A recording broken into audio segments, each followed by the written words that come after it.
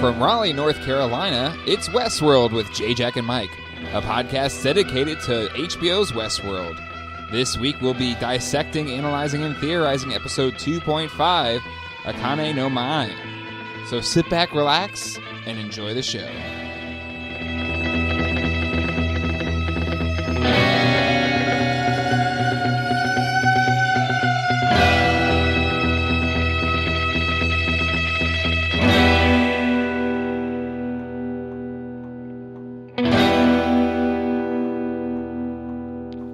And welcome to Westworld with J. Jack and Mike. My name is Jay.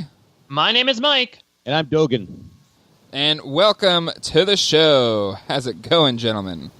So do we think, Rodrigo Santoro is probably the clearest lost Westworld connection we've had on this show. But now we do have, as Jack pointed out, Dogan is now back in the flesh, and hopefully he will, not get killed this time. Just don't let him near any sort of temples, and I think he might be okay. And he was semi-likable, the show, so. In this show, he's... On Lost. I was likable here. I'm just saying. I'm Dogan neutral. I was a little turned off at the time because I'm like, why are you bringing in this new character in season 6? Though I understand the mysticism of it all, but I like it here. He's a season 2 character instead of a season 6 character. He's almost like, akin to Paulo almost on Lost. So now... And it works because him and Hector are supposed to be doppelbots, I think, as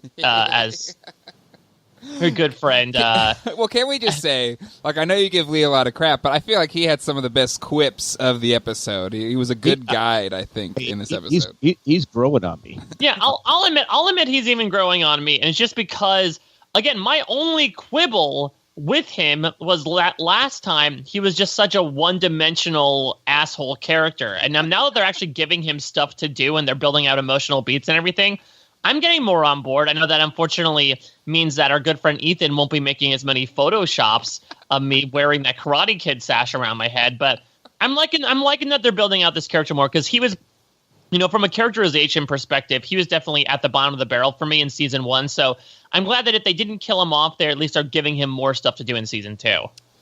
And so is the major story arc of this season for the podcast will be Lee's redemption in Mike's eyes. Yep, it's a Lee-demption. Lee-demption. There we go. Yes, we had episode 5, and are we confirmed 10 episodes this season? A few other HBO shows only had 8 episodes, which kind of threw me off a little bit. But are we confirmed 10 episodes for this season? Do we know? I believe so. Yeah, because we had 10 last time, so I'm assuming we did have 10 last time. So this is we are officially. I can't believe it. We're already halfway through the season. I know, it's crazy. I said to myself, I was like, wow, that happened really, really fast. And, at the halfway point, this episode kind of focused on the Maeve storyline and Dolores storyline, and how divergent they have become. I loved Dolores last season, but this season I'm just like, ugh. And Maeve, I'm like, amazing. But amazingly redemption. all the horrible amalgamation of names today, but yeah, it's so interesting the point that you're making, though. Sorry to interrupt, but I think that there's going to be this point later on in this episode where our good friend Lee is talking with Maeve about, like, I don't understand why you're helping Akane with this. You are built to be inherently selfish within your code. And this is Maeve sort of talking about how maybe there's something underneath that, something that like irreparably connects us all as hosts. And you see, while she's embracing it, it seems like Dolores is almost, I wouldn't say pushing it away. Maybe she's sort of embracing it in more of a bastardized fashion, where she's saying, this is what allies us all, but at the same time, I need to change people in order for them to, fall under my power. So I'm really liking this dichotomy that they set up, especially, giving both of them the same idea and seeing how each of them interpret it. Yep, exactly. And even there was a moment in this where she tried to kind of control Akane, and she kind of still resisted it. And I don't know if that was a lesson for her as well, that maybe the less weak-minded she will not be able to Jedi mind trick. But still, like, a really cool kind of climax for her character and finding her new voice.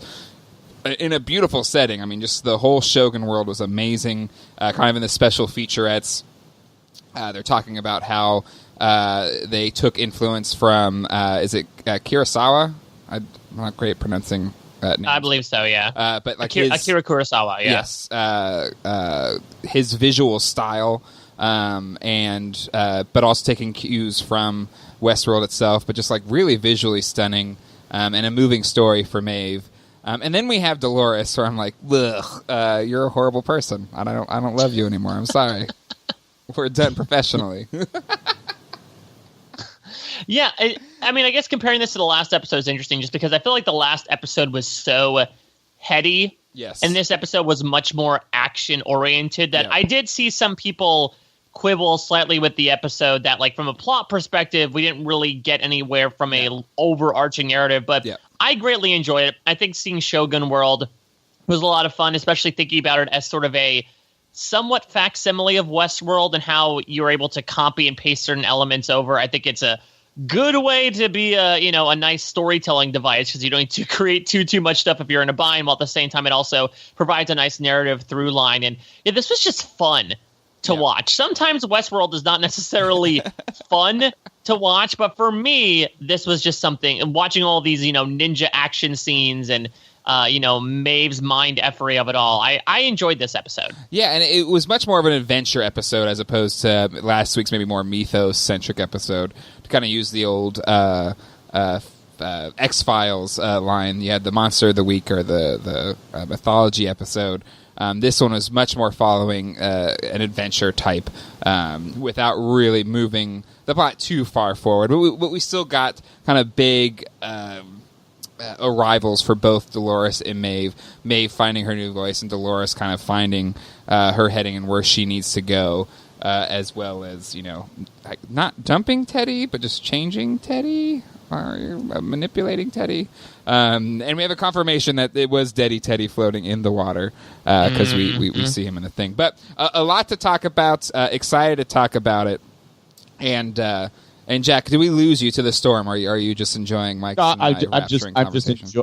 I was going to ask, Jack, you were old enough to remember the Edo era of Japan, so I was asking about what the authenticity of this episode was for you. It was actually spot on. From what I remember. Oh, man. Well, excited to dig into it with you, gentlemen. Before we do that, I want to thank people that make the show possible, our patrons. All of our podcasts on the Jay and Jack Network are listener-supported, and without your contributions, none of these podcasts would be possible. Click on the link on jayandjack.com to become a patron today. All right, gentlemen, you ready for this recap? Oh, yeah. Ready. All right, let's do it. All right, so we start with the 2 weeks later storyline. We have Bernard looking over all the dead bodies. They're draining the valley and bringing all the hosts back. He even wants down to every Stenson hat. They're still looking for Abernathy. We find out a third of the host minds were completely blank, so not even erased, just completely lost, like they're fresh, not even anything put on their minds yet. And all the house backups have been destroyed. They effectively lost a third of their IP. And we see a Daddy Teddy on top of a pile of dead bodies. So from the greater plot here, is there anything to take away from this in that a third have been wiped, and maybe why that is, or maybe how did that fit into Dolores or Bernard's or Elsie's plan? Well, what I'm thinking is we were wondering, a while back when Dolores was talking to Teddy about going to Glory, that it was a weapon and what that exactly meant. And we know that the Man in Black wants to get there too.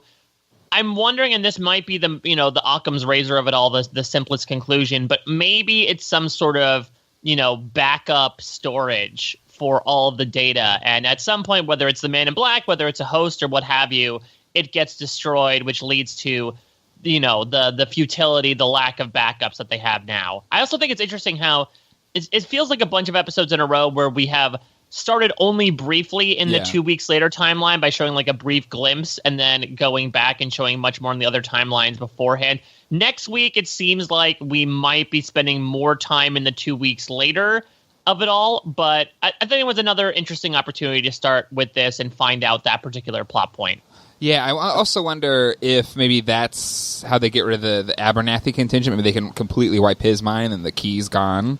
Maybe that could be an angle there. And it's also, I know, Jack, you sort of made this point in our preview about how, if Teddy dies, there's no one to resuscitate him. This feels like sort of the form of final death. Yeah. On Westworld, where there's no way, there's no point of restoration. There's no soft save that you had while you were playing the game. If you die, that's it. Your game is over, essentially. So it does bring some extra stakes to it as well.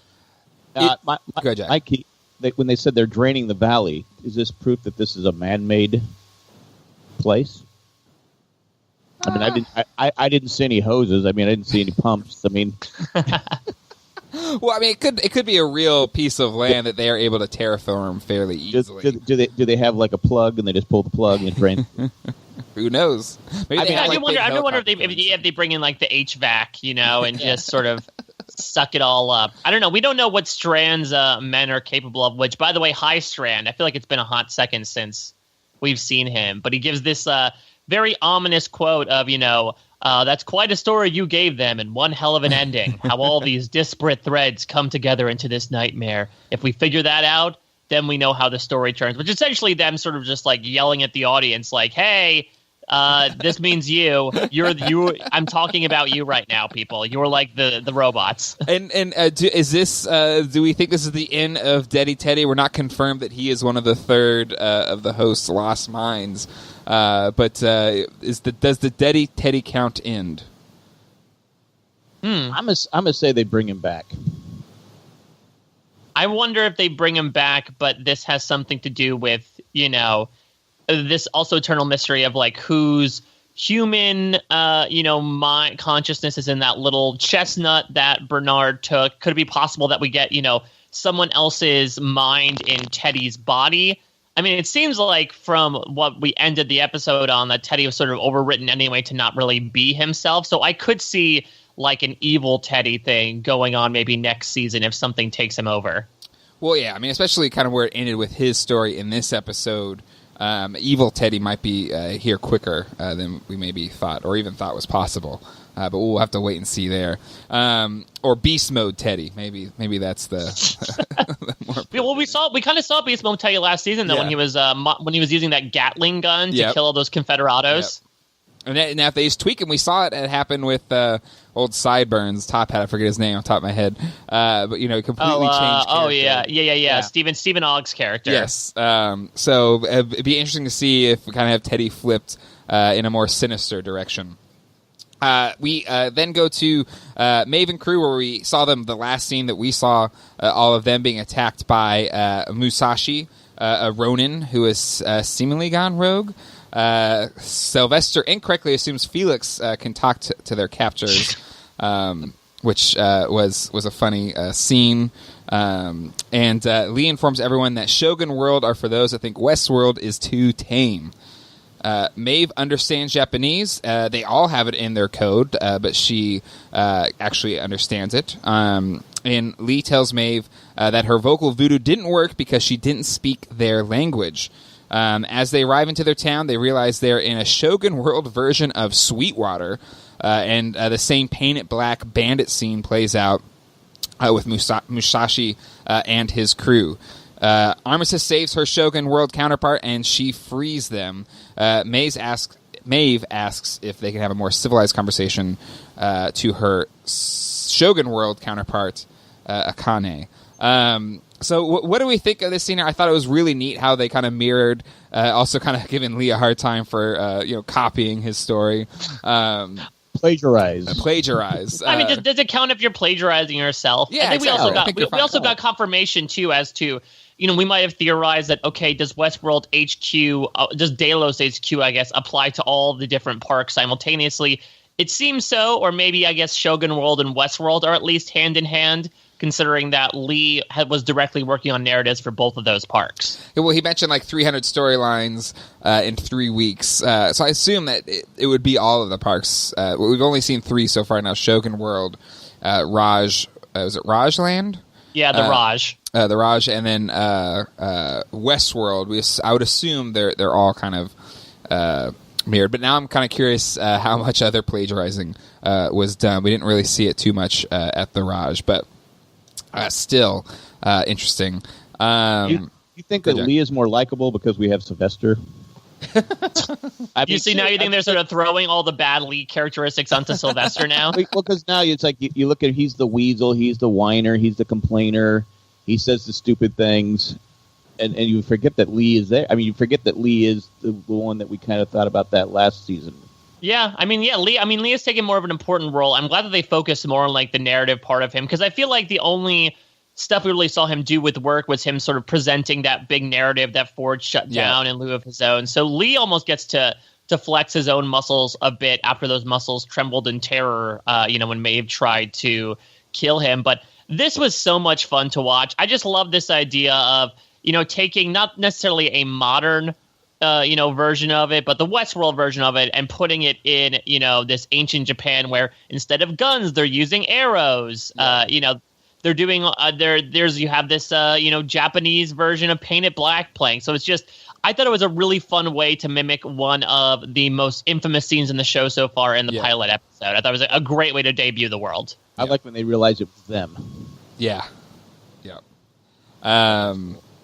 It's a really cool intro to the characters, and I think there's a lot of ways that they maybe could have done it, and this, I don't know, at least as a viewer, kind of quickly helped me to kind of grasp all of these new character storylines, because sometimes we've seen it in other shows, season 2 of Lost, elsewhere, where you kind of bring in new characters and like, who are these guys? Where are they from? Like, I don't really like, but in their plagiarizing of or copying of the Westworld storyline, we kind of already know their character types, their character sheets, and we can quickly jump into it. Speaking of which, I don't know if you guys noticed, but we have as you mentioned, Jay, the sort of Shogun World version of Armistice, who I believe instead of a snake tattoo has a dragon tattoo. Yes. She is quite literally the girl with the dragon tattoo. Hey. But she tells Armistice, even a snake can prove itself a dragon. And it just reminded me of 2 episodes ago when they break into HQ and they find Armistice with a new robot arm. And I believe that Hector said that she had a dragon with that flamethrower. Yeah, so good callback. I thought it was an interesting reference. Very good callback. But yeah, fun new crew. Jack, you were in the Lost podcast. You're always about the meat and potatoes. How are you feeling about the Shogun World characters? I think it's okay because they're still letting us see the older characters. Yeah. Whereas Lost, sometimes you'd go episodes without, and I think that's what upset people more than anything, that you would go 3 or 4 episodes without seeing Cash you grew to love in the first season. So they are doing a good job of putting both characters, putting the new and the old into the episode. So as long as they do that, I'll be cool with it. All right.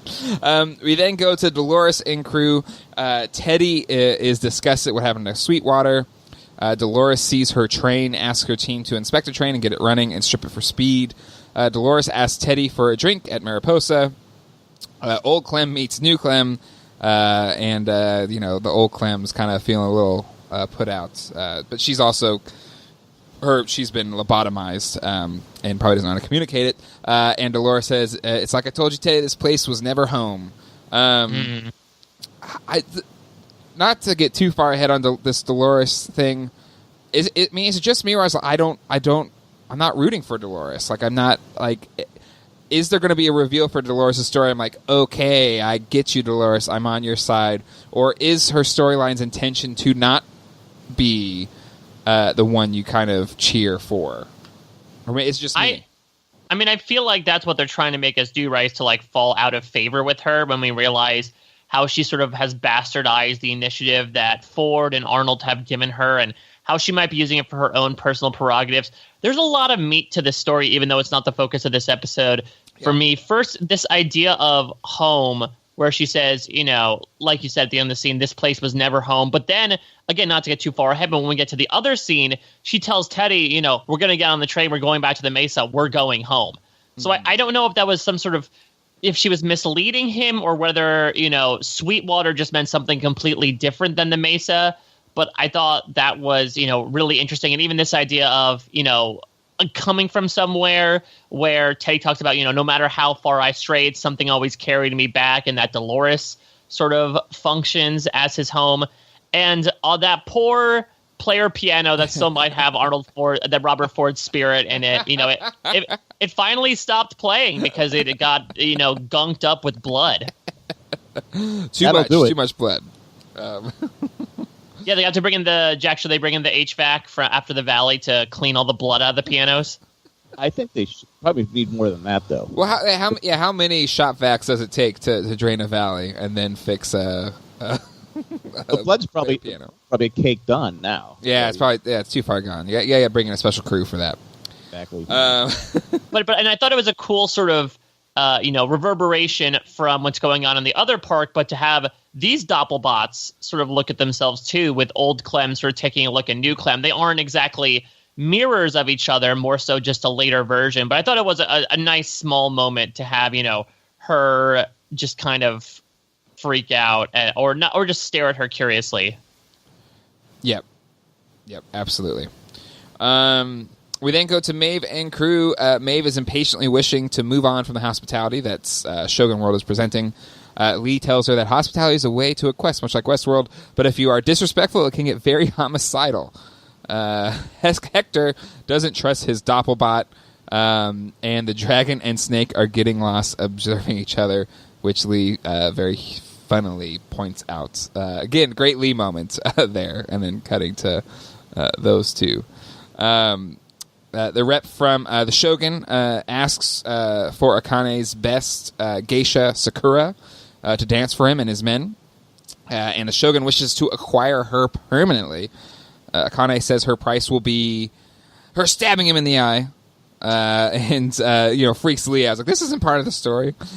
She enlists Musashi to take her safely out of the town before the Shogun gets his vengeance. Lee suggests Snow Lake, which is a cornerstone and has an access point to get out of Shogun World. Maeve sees herself and her daughter in Akane and Sakura. As they wait to leave, Maeve kind of intersperse some of her scenes with losing her daughter. And while that happens, the ninjas descend on them, and the fighting begins.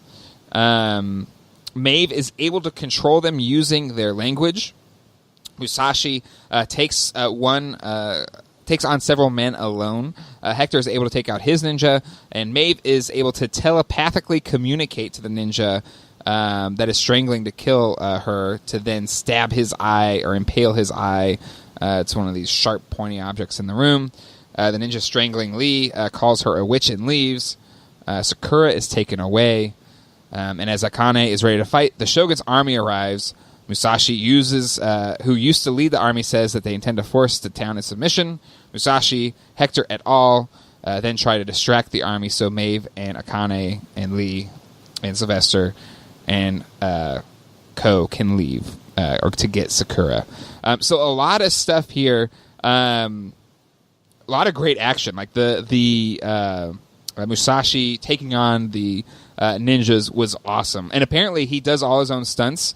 And famously so does. So that was all him. He's actually an expert swordsman, which I thought was really cool.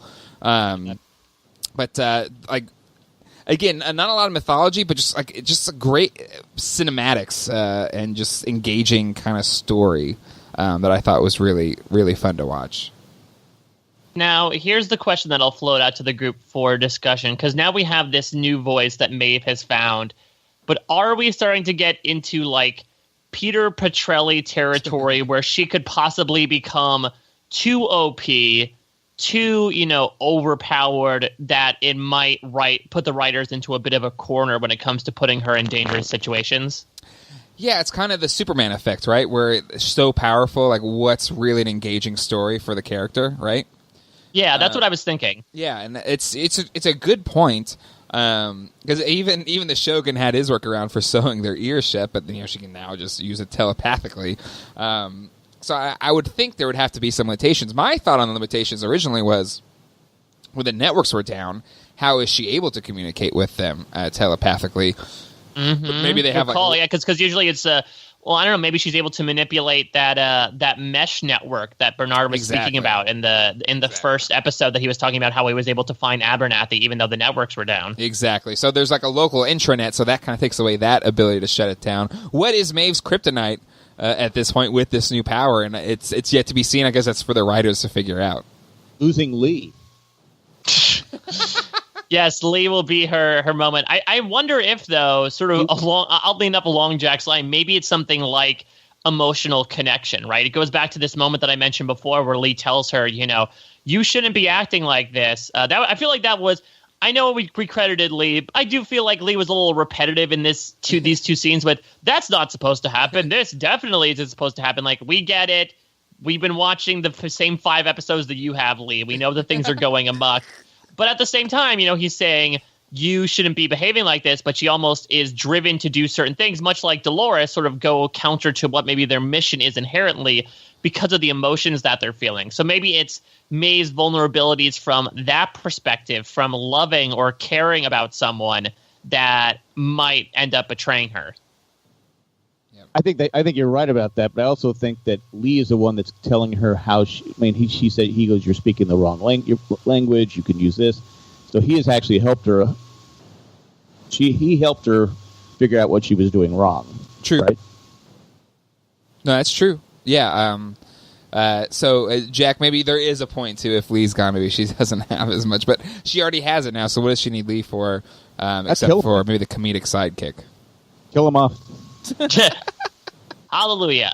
Well, I think it's also interesting to talk about the spike through the eye that, when Lee was talking about Shogun World, he said, it's Westworld, but it has more artful gore in it. And yeah, I would still say the most extreme thing is what Akane is going to do to the Shogun later on at the end of this episode. But this is a pretty gnarly one, too, of this guy impaling his head through a spike. Yep, it's the from the Dark Knight Joker's pencil trick, but we get to see it a bit more up close. That's a tough way to go. Because I would assume it wouldn't be an instant death to a certain degree, right? It depends on, I guess, I'm not a doctor, but I guess it depends on what part of the brain it impaled. And also interesting for Maeve to now sort of take control of both worlds, in that, she usually, I believe she told Hector to create, a distraction back at the end of season 1 when they were going through HQ. Now she came up with this plan for Musashi, who is like the Hector counterpart, to cause a distraction as well. So again, Maeve is now sort of, even though she has a counterpart, she is also rising above it and sort of functioning as the bridge between the two worlds, and that she's able to sort of bring everyone together. When we kind of talked about this, I think in episode 2, where Maeve and Dolores first crossed paths after everything went to hell. Is that going to be Maeve's kind of, boundary to whatever she's trying to accomplish, maybe in getting her daughter? Maybe they won't cross paths again, but is that the showdown that maybe will actually test Maeve's will / powers? But again, if she has this ability, I don't know how Dolores is even going to be able to stand up to her.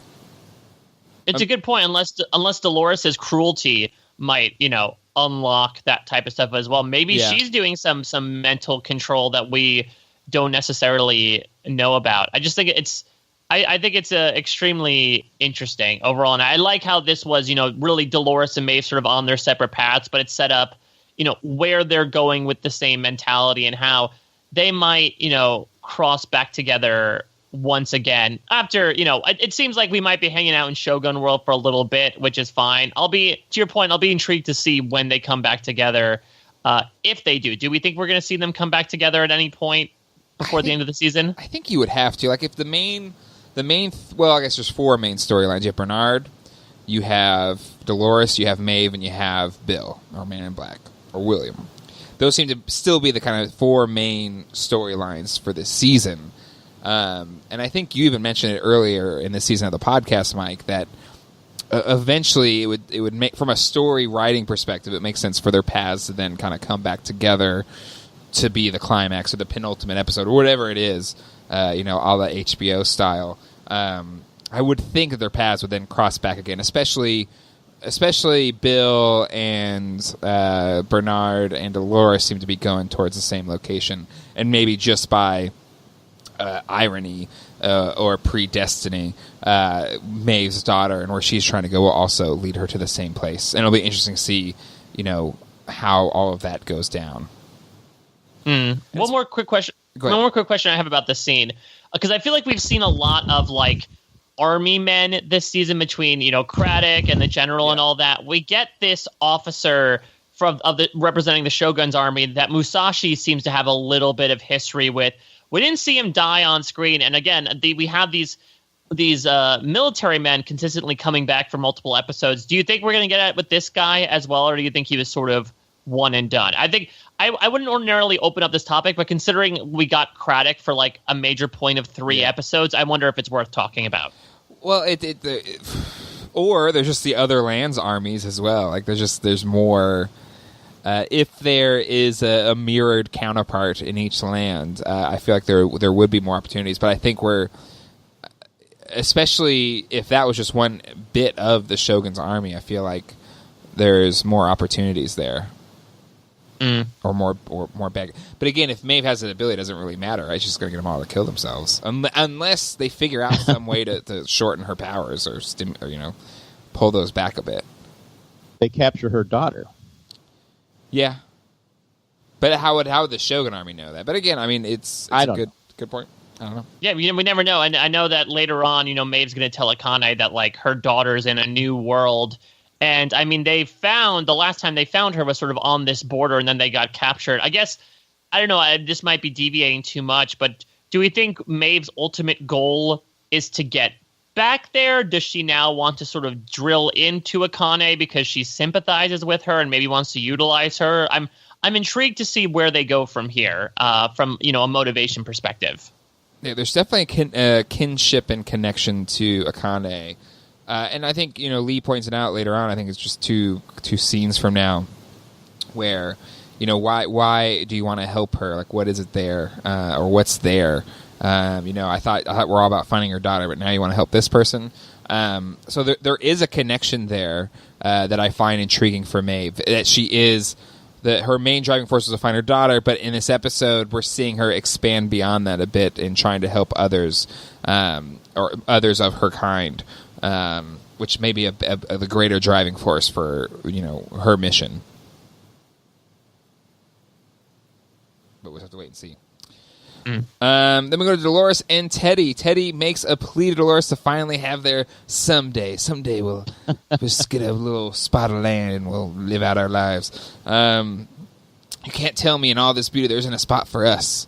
Dolores tells the story of Blue Tongue and asks Teddy what he would do, and he answers wrong. No, sorry. It's burn all of them in a pyre, and then that kills the flies. Nice try, though. She'll think about what he said about having theirs someday. So, very clearly, Dolores sees that Teddy he's too soft. He's not meant for this murdering. This is not the first time he's asked for a someday. He does it all the time. He's just like, I just want to settle down. I know you're picking on Dolores, but eventually you snap. Oh, yeah. Come on! He's being romantic. I've told you like 3 times already. Move on. Well, I like that. Dolores is totally like the. Yeah, well, we'll talk about it one day. Very clearly being... We've all had those conversations, I think, with our significant others where we offer our stupid ideas and they're like, yeah, we can totally do that one day. We'll absolutely go do that activity. Yeah, and then it never ends up coming up in conversation. So I think we sympathize with Teddy a little bit to Jack's point. But there's a lot of fun, Westworld, I feel like sometimes thrives on these anecdotes. And here Dolores is talking about, the herd that died from the Blue Tongue, which... probably was not a real story, which is interesting as well, because let's remember that a lot of these stories did not happen, that these are stories that Ford and Arnold or maybe Lee put into them to build character. And so it's interesting that this story was put into her head by somebody to instill this idea of, she has this line in the first episode that, the valley beyond is not meant for you, essentially. That's where she gets this attitude, is that things are not meant for everybody.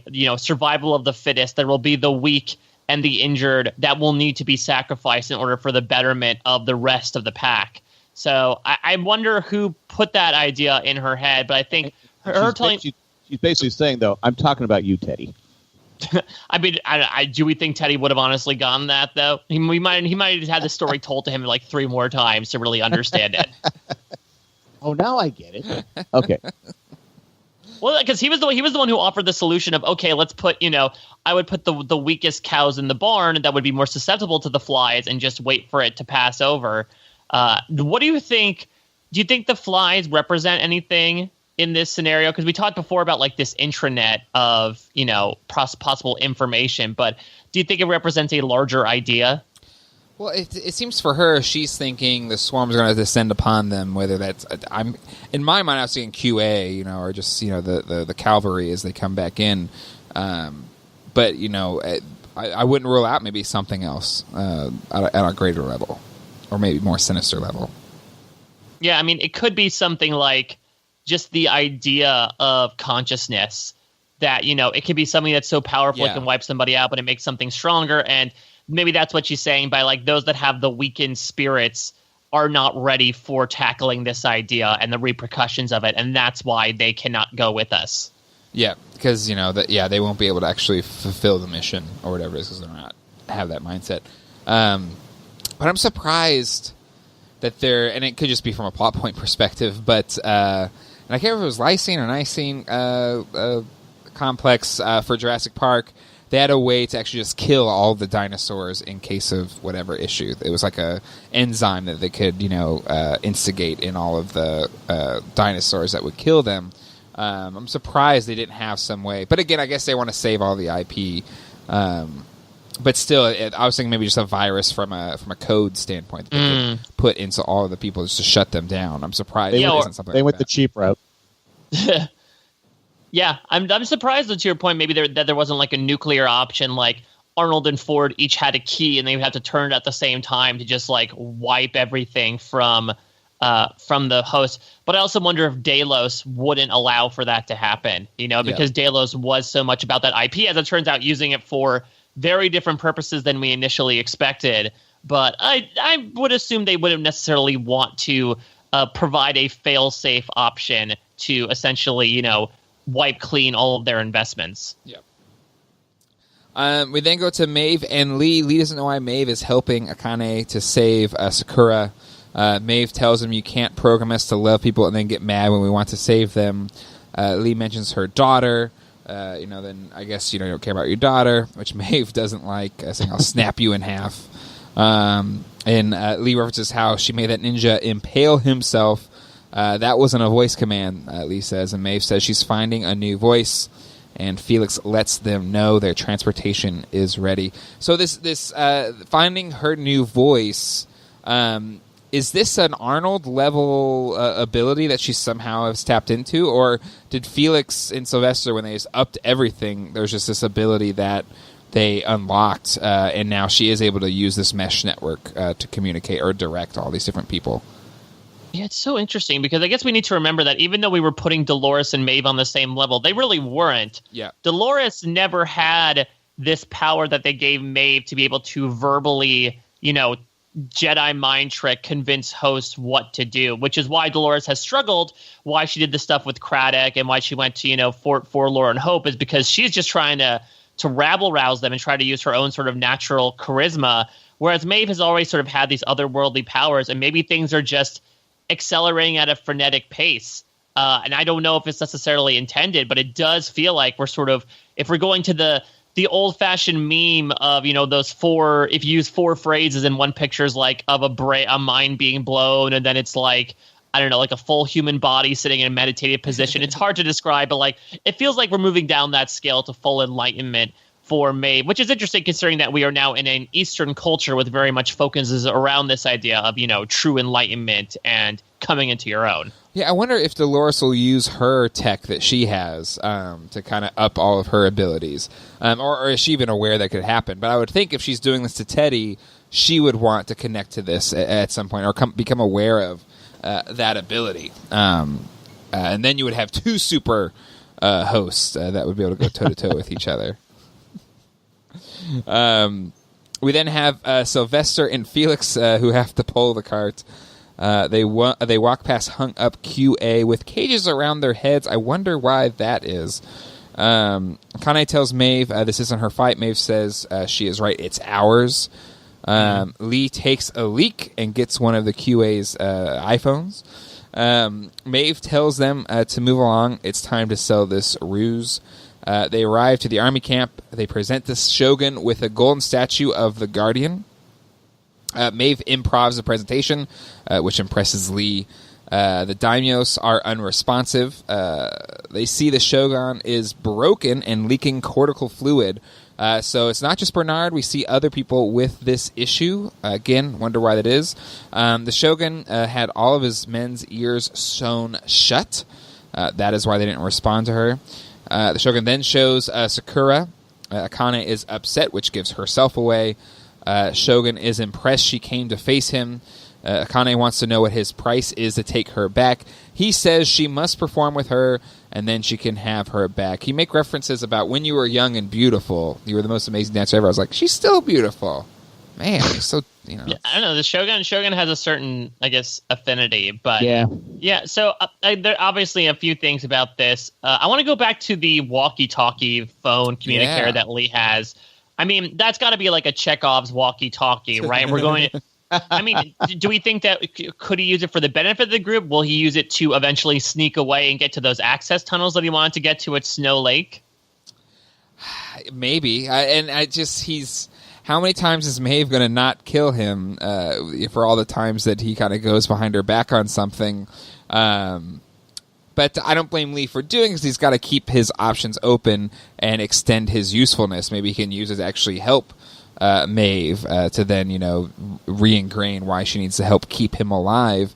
But I'll be curious to see like what control, because it's not one of the full iPads. It's just a smaller phone-like device. So I'll be curious to see how powerful it is. To your point, Mike. I mean, I wonder. Go ahead. So you think he'll use it for good or evil? I can't see him using it for good. I mean, I think he's using it for selfishness. Yeah. I don't know if I can really quantify that. It's going to be him to save his own skin, or I could totally see it be a case where like it's in his back pocket and like someone gets on his frequency and all of a sudden like they're sneaking around and their cover gets blown and that's what pisses Maeve off. To your point, Jay, about like that could be like the straw that broke the camel's back. Yeah. As it were. I was also so intrigued by the Shogun leaking cortical fluid because at least the assumption we had made from the last episode was that Bernard was leaking cortical fluid because Elsie said, "Oh, it looked like you had shot yourself." So we thought, okay, this is because Ford made Bernard shoot himself after, they made him kill Teresa, or maybe it's the confrontation after he killed Teresa, but maybe that's not what's going on unless something happened to the Shogun as well. Maybe it's speaking towards a larger virus or affliction that's happening with some of these hosts that's causing them to malfunction. Maybe it was a concussion. Maybe it was like a larger statement on the NFL.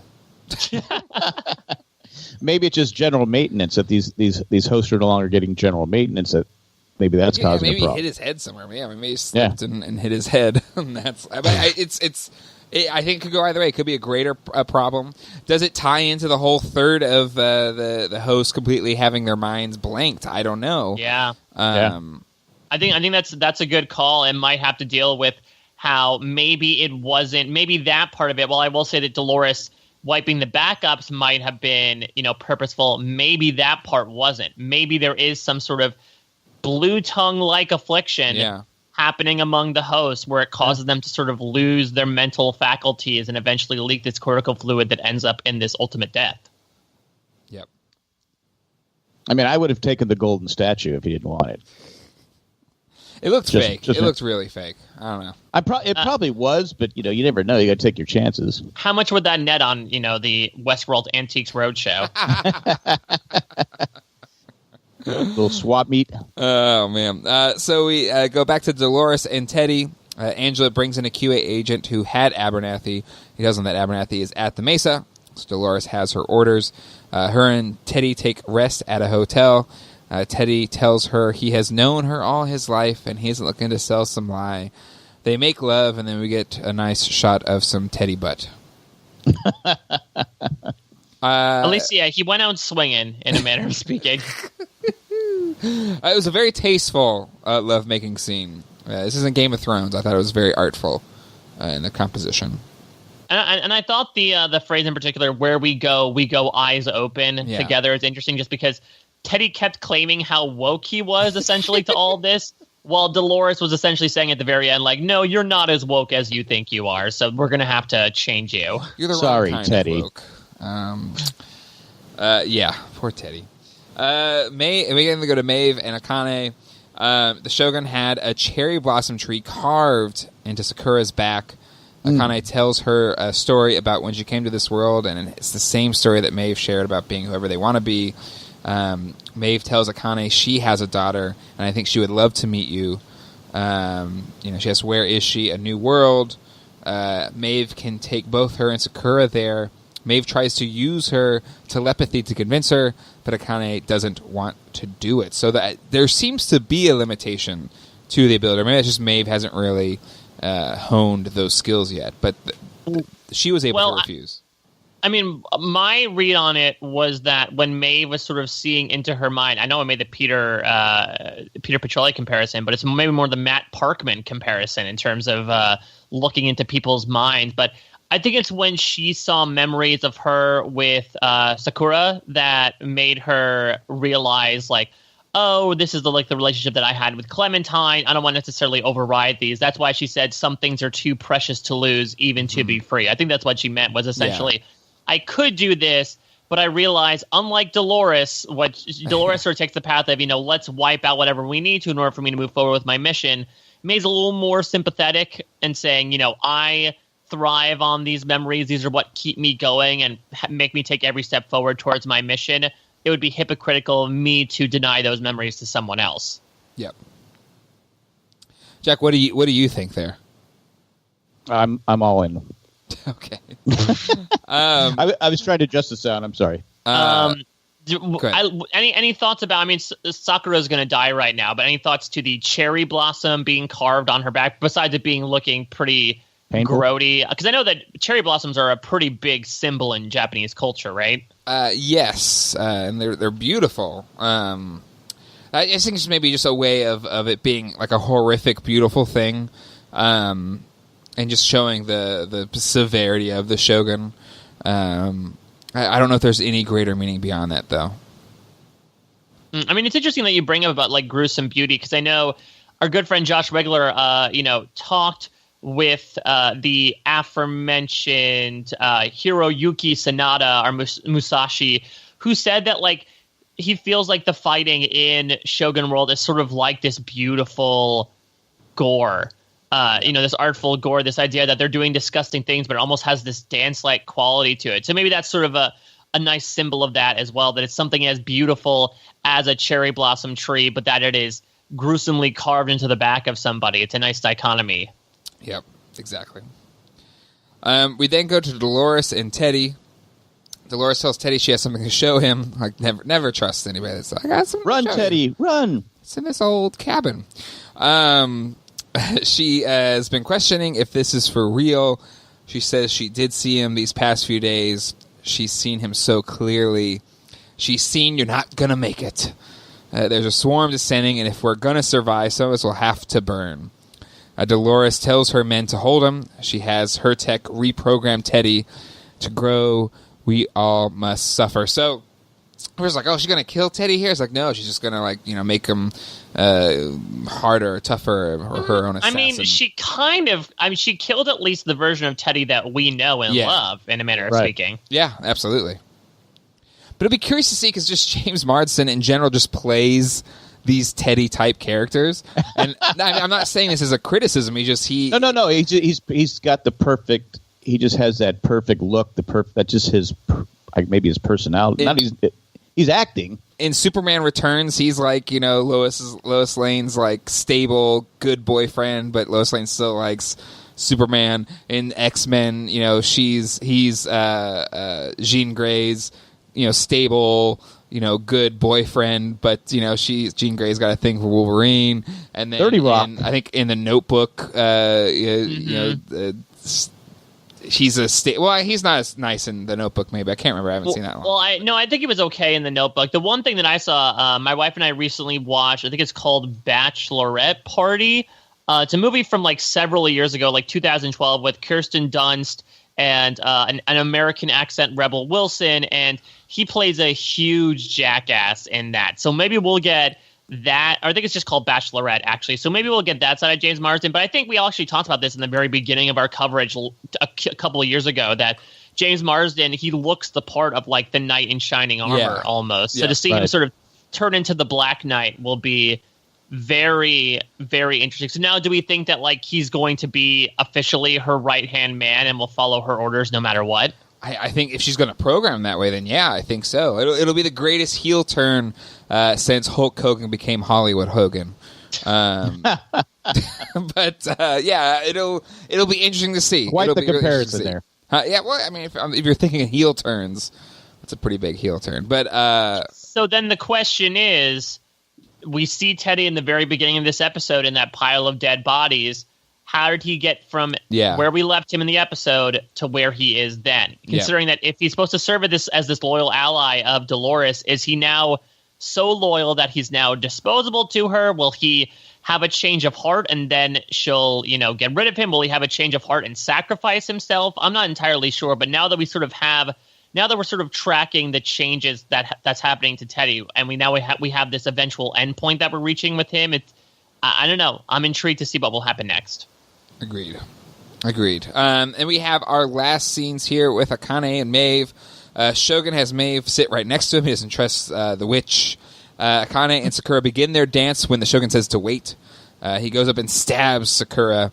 Maeve flashes to when her daughter was shot by the man in black. Rage bubbles underneath her. Akane does her dance and goes up to the Shogun and then cuts his head in half. As the assassins prepare to execute them, Maeve tells Akane she is a true mother, and Akane tells her "Arigato, Maeve." Maeve then mentally commands the army to kill themselves. One is able to hit the alarm gong, alerting the rest of the army to charge. Lee asks what Maeve what are we going to do now? Maeve says, "I told you. I found a new voice, and now we use it." As she picks up a katana, facing this charging army. And then it closes out the episode. Amazing sequence. Just the Akane, the Sakura, and how she goes up to the Shogun and just kills him. Like, just incredible scene from an action perspective, from an emotional perspective. Really powerful stuff. And the title of the episode is Akane no Mai, which I believe translates, it's Japanese for Akane's Dance. So I'm glad that we finally got that. But yeah, I mean, this was like Memoirs of a Geisha meets Crouching Tiger, Hidden Dragon in terms of something that's so innocent turning so deadly. And I would argue probably the most gruesome thing we've seen on Westworld to this point is her killing him with one of the needles in her hair. Yeah, and the whole time I was like, oh man, how she's gonna get him? She's gonna get him, and they're like, oh god, oh my gosh, she's like. I saw the needle in the hair thing. I knew that. Well, yeah, of course. Well, it's the same thing. I think she used to stab the guy's eye out. So we knew she had, her secret weapon. But that was a pretty brutal end to the Shogun, and justifiably so. Brutally killing Sakura. He deserved it. But a crazy scene. Of vengeance for both Maeve kind of taking control, and then Akane and her vengeance. And I think what was interesting, and when she said you're a true mother, because even in not last episode but the episode before, Maeve was still afraid when confronted by the Ghost Nation. The same people in one of her lives that killed her.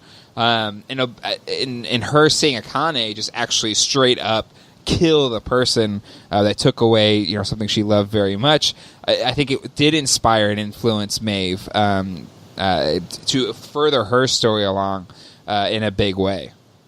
Yeah, that's a good point. Maybe that's the answer to the question I asked before of what can still limit Maeve's power. Maybe it's this idea of her getting a little too emotional. Like we said before, she could have, I guess, maybe had she been under a certain amount of pressure, controlled the Ghost Nation with her mind, and she was just in a place that she was so flustered and so traumatized by seeing them beforehand that she wasn't able to do it. But now that she saw Akane be able to, channel her rage and take revenge, if and when she goes back to Westworld, maybe she's able to apply it now. It's interesting that, even though Maeve seems like the more advanced version of Akane, she's still learning from her. Yep, exactly. And was this also the scene that used the Wu-Tang Clan song as well? I couldn't tell what the song was in the background. That's I didn't either. So I'm guessing that's if it was. There's only the two songs really prevalent shown in the forefront with Paint It Black. So if there was a Wu-Tang song, I guess that would be it. Jack, you're a big Wu-Tang fan. Can you let us know? I can confirm that it probably was. Because okay. They're on top of my list. Every day, I'm listening to them every day. So what do we think is next here? Because Maeve was previously commanding people to kill each other, but she grabs a sword. Maybe it was for a badass shot. But do you think that this small crew is going to try to take on this entire Shogun's army by themselves? Well, I don't know how they will without her just like mind controlling them. Wouldn't she say, "Hey, I could probably use some of these people"? Well, yeah. It could be what we thought. It could be what we thought Dolores was going to do with the Confederados, with Craddock's man, of like, right. Hey, now I have an army of people behind me. Right, yep. And because they're going to need them. Yeah, but. Well, it's kind of, we had the same thought around Dolores where she kind of just killed all the Confederados. Yeah, so I think we'll see. We'll have to see. Which, again, that would be a disparity in their strategies. Yeah. If Maeve becomes the Shogun in a way, and now having this army behind her, whereas Dolores sort of becomes this, to use a Game of Thrones reference, kind of like the Mad King, where she's a ruler, but she's also doing these sort of insane gestures to exercise her power and to see which form of leadership will ultimately prevail. And right now, I'm Team Maeve. # Team Maeve all the way. But do you think we're supposed to be Team Maeve only to get sorely disappointed in the end when it turns out that Dolores is the one who takes control? Well, if they want to kind of have that like mind F moment that kind of flips us, like, oh my god, I totally expect that.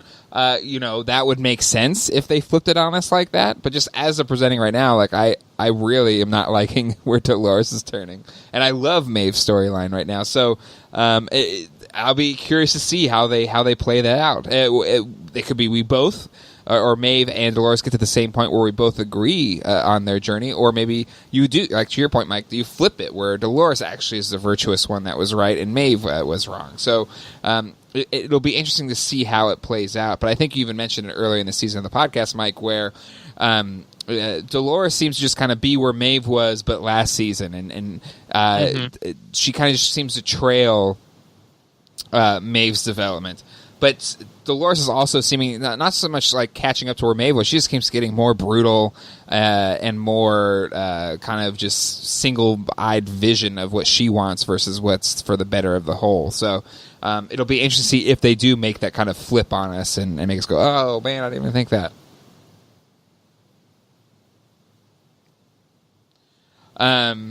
But yeah, again, not a big mythos episode, but I thought a really engaging episode. And for Maeve's story, I thought it was really engaging. For Teddy, I felt bad. And for Dolores, she has her convictions. I personally don't know if I believe in them. You can't help but feel bad for Teddy. Yeah, I think it's the point, right? Like we feel like we all know a Teddy. We all know the kind of the virtuous person. That's just a good guy, but he's not tough enough to actually probably make it in the real world. Settle out, get a piece of land, or maybe always gets taken advantage of. But Mike, what was your thoughts? Like, are you bought into all of the storylines? Are you feeling one over the other, or what are you feeling? This stinks, but maybe it's because, to your point, that like we're less behind. We're realizing more Dolores's bastardized convictions. That I think her storyline is sort of falling. I wouldn't say out of favor with me, but I'm halfway through season 2. I'll say that of our main character storylines, Dolores's might be my least favorite so far, and it's interesting because I think she came into the season with all of us being so pumped of, she killed Ford. She's the one that, like, she was Wyatt. She has this badass side. Let's see what happens. And it kind of derailed a bit, but I wonder if that's purposeful, that she saw, once she saw her father at Fort Forlorn Hope, then she was like, she got caught back in that farmer's daughter mentality and was like, I need to find him now. But I'll say the Maeve stuff has been fun, exploring Shogun World especially, and giving Lee more to do specifically. The Bernard stuff has been really interesting just because of the storytelling device of consistently jumping between timelines and also revealing more information about what's been going on with, the Chestnuts. And I'll use like Delos as its own separate thing. I thought that's been really great. I love getting to see the origins of it, how the pitch went, how Papa Delos got involved, and then what the true intentions of it were, and watching William also slowly morph into the Man in Black. And speaking of the Man in Black, I think his storyline is fine as well. He was another storyline that was compelling and maybe less so this season, but I thought he had a really good episode last episode. Yep. We're starting to see more human sides of him. So I feel like maybe with his storylines and Dolores' storylines, I want to see them move more so I can become more intrigued by them. But the Maeve stuff and the Bernard stuff, I feel, at least if we're going with like a season 2 midpoint check-in, I feel like are knocking it out of the park. Yep, agreed. And then, also, you mentioning Bill, Man in Black, just it reminded me of just the amazing action sequence that he had last week, and then just some of the amazing ones we had this week. And it was interesting, the younger Nolan and Lisa Joy talking about their influences of Sergio Leone and Kurosawa, and just it's interesting to see. Last week we had kind of the Sergio Leone. And this week we had the Kurosawa, and him being able to kind of live those things out, but and doing it so well in a modern context of Westworld, I think is a testament to kind of the scope and the beauty that they bring to the show. Where yes, there are moments where it's a really good mystery show that has us like, okay, we want to find all the clues, all the things, kind of trying to figure it out. But at the same time, it's just a really beautiful, beautiful show. Yeah, and I'm so excited to see, because they expanded to so many different possibilities in the first 5 episodes. I literally can't imagine where we're going for the latter 5 right now. Yep. Exactly. It's a good place to be, and that's a good place to be. All right, well, that is what we thought about this episode. It's now time to get into what you thought. It's now time for some listener feedback. Listener feedback. All right, it's listener feedback time. Got a lot of emails and a phone call as well, so let's jump into it now. Hi, guys. Long-time listener, first-time quote-unquote caller. Just want to throw a short theory out there regarding Grace's presence, a.k.a. Emily, and her long-term goal. We know from doodling that she has interest in the behind-the-scenes facilities, which we now associate with her father's Lazarus and data collection. Perhaps Man in Black kept this knowledge between himself and Papa Delos and hid those pursuits from the wife and daughters of the family. So when Man in Black's wife found out that Man in Black had been rezzing and killing her father over and over for years, she killed herself. Now Grace is over in the park trying to uncover her father's facilities to not only know the truth, but also to rez her mother. Anyways, thanks for the quality podcast. DeMello, pronounced DeMello. So thoughts there on Grace's or Emily's quest? I like that theory. That is a great theory. Yeah, I mean, because again, we were like, she had the notes, and it matches up with that, so it almost kind of seems it's laid out for us. So kudos to Mello for pulling it out. Yeah, that she would probably know of this technology, because you could think that this might be the straw that broke the camel's back of William's relationship with Juliet, which is his wife, and so if Emily considers / Grace considers that one of the most traumatizing incidents of her life, you always want to bring back those people that you lost that you were so close to, and she might be searching for the facility or the means to do so. Now, how that's going to work with her meeting up with her father, I'm not entirely sure, because it seems it runs completely in a different direction than her father's plan of let me get to this town. But I think that's a great sort of motive to put in her head. Yep. Yeah, it's and also maybe if Juliet's reason she committed suicide is because she found out about Papa Delos, it may give more drive to why William decided to shut the whole thing down. In that how it drove his wife to kill herself, if it did. I think that it adds even more weight to why William decided what he decided. But yeah, I think all great theories and call-outs there. All right, next email here. Hello, friends. It's not Ethan here, and I'm not excited to be writing you. I was excited to see my phone tons of new episodes and that we were finally getting more of the Lost podcast, but then I realized it was just a glitch in the podcast app because you are moving to new hosting services. Cruel, cruel trick. Nevertheless, the quick dismissal of something seemingly interesting really reminded me of episode 4 and Delos. Last week's episode was so amazing, and I just really was not looking forward to Shogun World. It's one of those things that seems super fan-catered, and everyone has been discussing rumors and talking about it for months and months, and then episode 3 ends with the samurai running at the screen screaming, "Ah!" And then promo for 5 shows made with the sword, and we're supposed to say, but really, I just want more of last week. In fact, I was ruminating over the end of 204, and I'm a bit surprised by how quickly they got rid of Papa Delos. The whole final horror-tinged sequence was exciting, and had the build-up of the entire episode, and I thought we were setting up a new character, on the loose, Crazy Delos, to be foil for Bill. But as soon as they find him, Bernard shoves him into the ground and he dies. Were any of you surprised that he was discarded so irrelevantly? Anyway, I'm pretty sure he is indeed dead, but I'm wondering if perhaps Logan isn't. Maybe Bill just said that Logan was dead. I'm not sure. I may be with you, Jack, at the very least. I think we need more flashbacks to flesh out some of the history. Thinking back to episode 2, Logan was down and out, and he told Dolores that the partygoers had lit the match on humanity. You guys thought this might be his swan song, but the dialogue to me seems a bit more nefarious. What exactly happened that had caused him to lose so much faith? He doesn't seem butthurt. He seems genuinely distraught over the direction of the park. Is it the decision to live forever in robot bodies? Could be, perhaps. Discuss and ponder until next week. Not Ethan. Logan was not just butthurt because his butt hurt from riding naked on that horse. Literally and figuratively.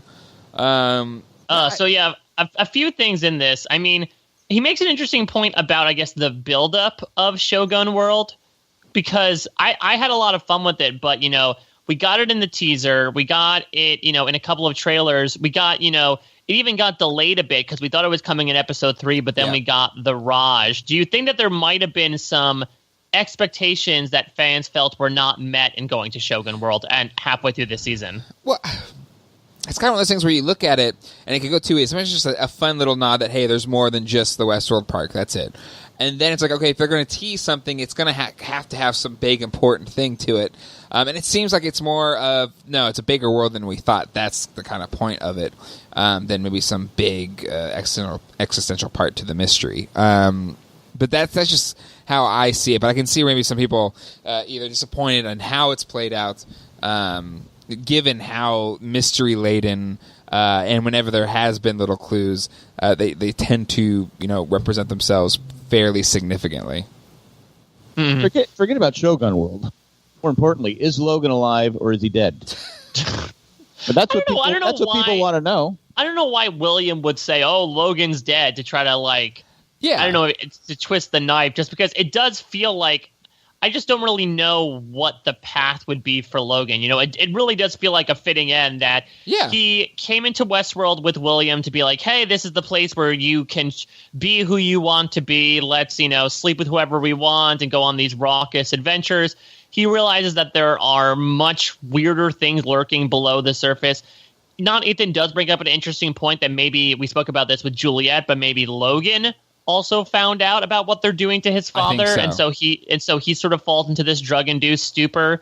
I will also say that I love Not Ethan, but I might disagree with his point about how he wishes there was more Papa Delos, just because I thought that one, it wasn't over one episode since he was in episode 2, but that one episode arc of just bringing him back and back and back again, I think it was just such a fantastic symbol and such a great surprise that I don't know if we needed him. Yep. I don't know if we need him to be a foil to William. William has a bunch of other foils to deal with, including internally. I think it was good to just sort of nip it in the bud, but serve as this larger hanging specter of, hey, this is what's really going on. Yeah. I agree with that. Yeah, I agree as well. Yeah. But thank you, Not Ethan. Not Ethan, quickly becoming probably the best Ethan that contributes to the show. Ooh, shots fired. We have doppel Ethans on our podcast. We do have doppel Ethans. Just remember that was Jay that said that. Well, I'm just saying because Ethan now twice he's maybe done these quick little short emails without much content. So I'm just saying, Ethan, I'm shot across the bow. Across the bow. He does post these great pictures, though.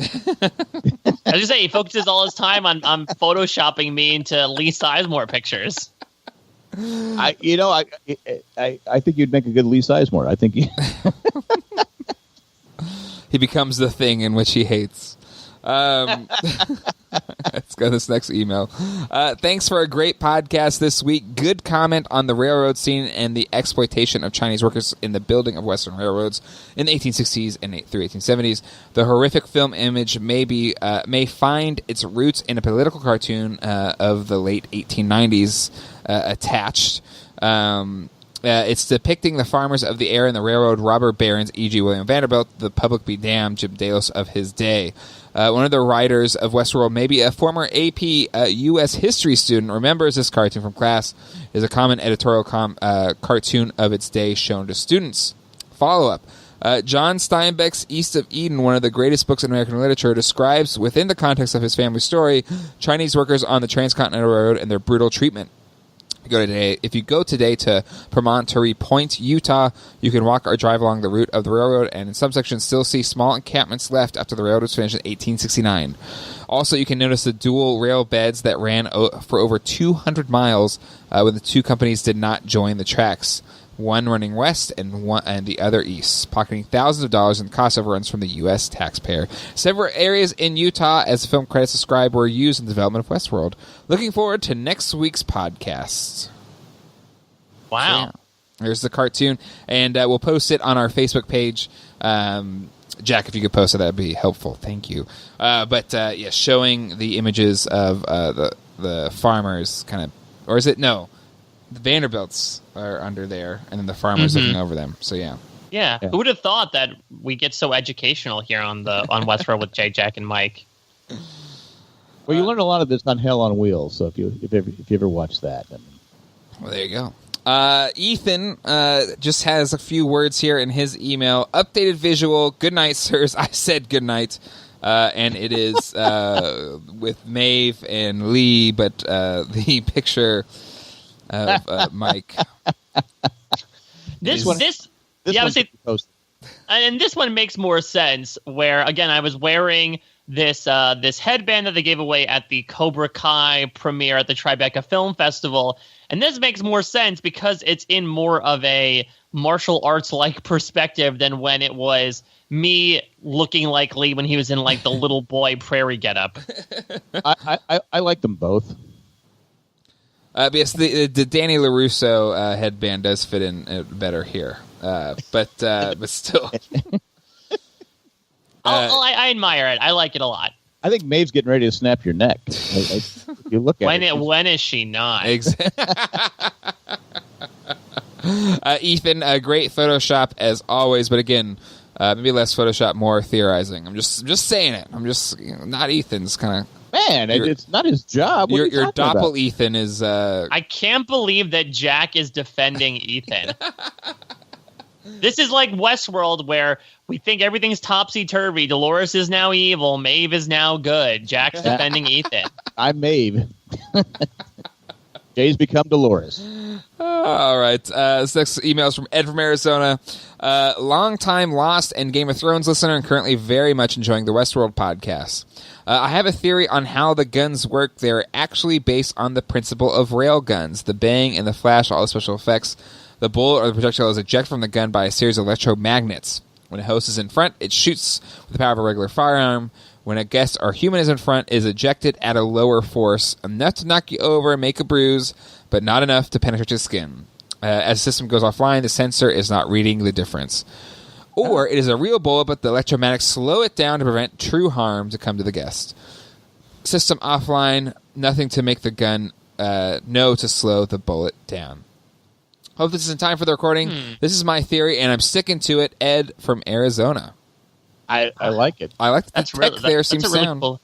That's a really cool. I mean, I don't know rail guns, but it's almost like the gun has its own like Terminator-like technology where it can detect what's a threat and what's not, and if it's not, it will purposely, slow it down to just make a bruise instead of actually wounding. Though now we are realizing that that's not necessarily the case anymore. Yeah. I can't argue with this above my pay scale. So, all right. Thank you for the emails. We do have one phone call, so let's go into that now. This message is for the Westworld podcast. This is John in Houston. There was a factor involved in every time William went to see Jim Delos, or the reincarnations of Jim Delos, he brought a bottle of alcohol. And I wonder if the alcohol was a factor in Delos losing his mind or skipping or whatever he was doing. This may not be important now, but if they ever tried to transfer the consciousness of one person into another host, the alcohol may be a factor. Just my theory, and I'm sticking to it. Thank you, John from Houston. So yeah, they have to be teetotalers to. Well, what if because remember William never drinks it. What if there's something in it? Oh, okay. Besides that, because remember William always says too early in the day for me. Yeah, that's true. William's sabotaging it the whole time. So there's something in there that's inhibiting him, quite literally. I mean, I'm wondering, could there be something with alcohol relating to the host in general? I don't think so, because I know in season 1 there were a bunch of hosts. I believe one of Ford's, people that he liked to confide in down in his office was like the drunk, let's drink to the lady with the white shoes. So I don't know if that's across the board, but it's an interesting idea that maybe if we're looking more at the William Delos relationship, that he was there was something in the alcohol that was always causing him to glitch out, because it never seemed like until he sat down with the drink and they went into that conversation, that's when things started happening. They've been tracking for 7 days, 35 days, but once they put that drink in front of him, that's when things start to fall apart usually. Right. Yep, and last week I just chalked it up too. It's the actual moment in which William tells him that his loved ones are dead and he's lived beyond, or he's back beyond everybody they ever cared about is gone. That is the thing that triggered him. But I think it is a good point to make out. Well, it's also there's a drink there as well. Maybe they're both contributing, or is William sabotaging it, or is just a coincidence. I think there's a lot of different ways you could take that. Yeah, lots of really good theories this week from the listeners. Yes, thank you. Except Ethan. Oh, did you turn back on Ethan there, Jack? No, I'm just helping you out, Jack. I didn't want you to do that. You're really playing both sides here, Jack. Pick a side. It's how you get elected, right? All right. Well, that is all of our listeners' thoughts. It's now time to close out the show with Jack's crackpot theory of the week. Jack, what do you got for us? Since they've all been money this season. I keep looking at Dolores going, there's something going on here, because I think in the beginning we thought she's going to build this army because she knows she's going to be. She said that she knows that there are people coming to do her harm, right? She knows that they're coming to take back the park, and she's not developing an army. I think that she's being controlled by William somehow, because everything she does is William. The whole fire. He says he's going to burn the place down. You keep the flies away from smoke. A lot of what she says and does is what William does. So I think that I say that William is controlling her somehow, because there's got to be a reason why she's turned to the dark side, and how we don't like her, right? I guess we need to think about that last encounter that not necessarily this version of William, but like the Jimmy Simpson William had with Dolores when he sort of lashes out at her. I guess would this be his form of taking revenge and taking control over her? It's an interesting thought. His way of controlling the game, maybe too, using Dolores to his advantage to get his ultimate goal, I guess. I mean, we could see that when he was visiting Papa Delos, he knew he has people on his side, right? He's the head of the company. So I just think that he's controlling her somehow, and we're going to find that out. I mean, yeah, or even at least there is some story path similarities between the two in terms of they just want to kind of tear it all down. Or maybe it's just William's influence on her and her kind of going back through that original story and his own kind of changes over time. Yeah, but she just seems to be going far further and further to the dark side, and I just think there's something doing it. She's going to soon don her own black hat. Could be. All right. Could be. Well, that's your theory? And I'm sticking to it. All right. Well, that will wrap it up for this week's episode of Westworld with Jay, Jack, and Mike. Give us a call at 385-309-0311. Call anytime. And give us an email to westworldjjm@gmail.com. Join our Facebook group at facebook.com/group/JNJackGroup, where we discuss a whole bunch of different TV shows, including Westworld, every single week. And we want to thank the people that make this show possible, our patrons over at patreon.com/JNJack. If you'd like to become a patron today, go to jnjack.com and click on the Become a Patron link. Whether you give $1 or $1 million, it all helps make all of these shows possible, and we divvy it up among all of the podcasters because it does... for maybe not just Jack and I, but all the podcasters that contribute to these shows, it's a lot of time that everybody puts in every single week, and it's our way to make sure everybody is compensated for that time, and you, all of our listeners, are the people that make that possible. We want to especially thank Tack from Tokyo, Eckhart Richter, Molly the Millennial, Ed the Letter Carrier, and Maggie the Magnificent. Thank you to your contributions and everybody that contributes. You can find a full list on jnjack.com. If you can't become a patron, that's okay. There's other ways you can help out, like using our link, jnjack.com/Amazon, when you shop on Amazon. A small percentage of all those sales go to the Jay and Jack production fold as well. And then even if you don't shop on Amazon, that's fine. You can, if you like what we do, give us a review. jnjack.com/iTunes has all of our different podcasts that are on the iTunes page. And if you give a 5-star review, it helps with the show's ranking on all of that fun stuff. Mike will not be with us next week. He is actually taking over the Wiggler role on the Hollywood Reporter. Mike, you want to let everybody know what's going on there?